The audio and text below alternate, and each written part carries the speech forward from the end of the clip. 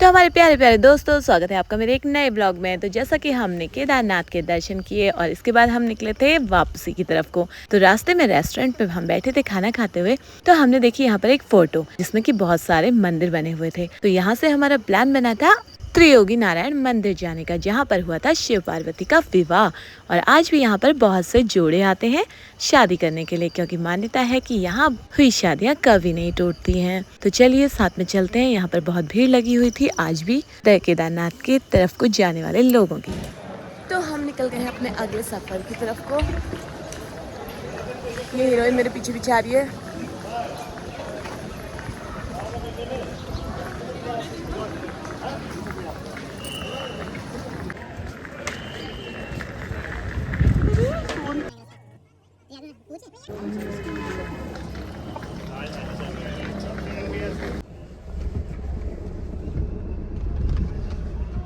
हमारे है ना एक मतलब आदत। कहाँ से हो आप लोग? पार्वती माता का यदि आया हो तो उसके लिए ये प्रसाद।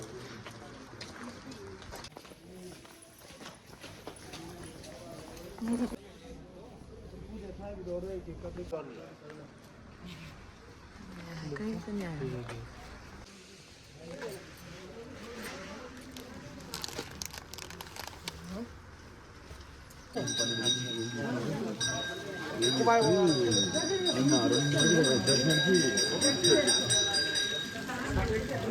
ऊपर आएगा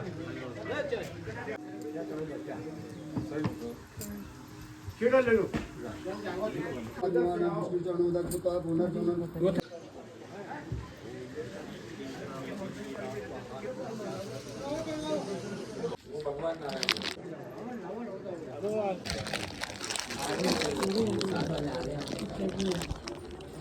कपालनी अन्नपूर्णा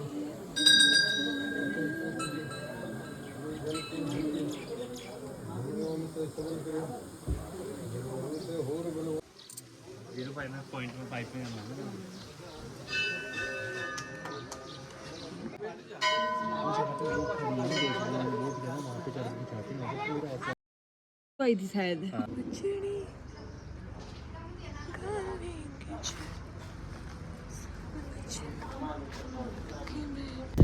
तो यहाँ से दर्शनों के बाद जो हमारी अगली मंजिल थी वो थी धारी देवी माँ की। तो चलिए आपको भी कराते हैं धारी देवी के दर्शन।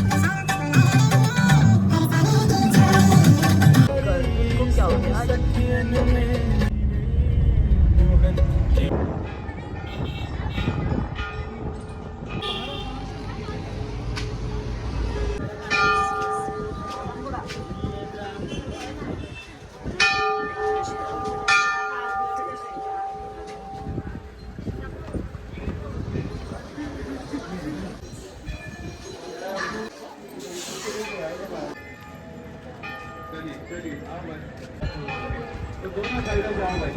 जैसे आपको ठीक है प्रवेश द्वार से आगे वाले उधर सीधे से होते हुए तो दोनों साइड एक की दो बनेगी फिर।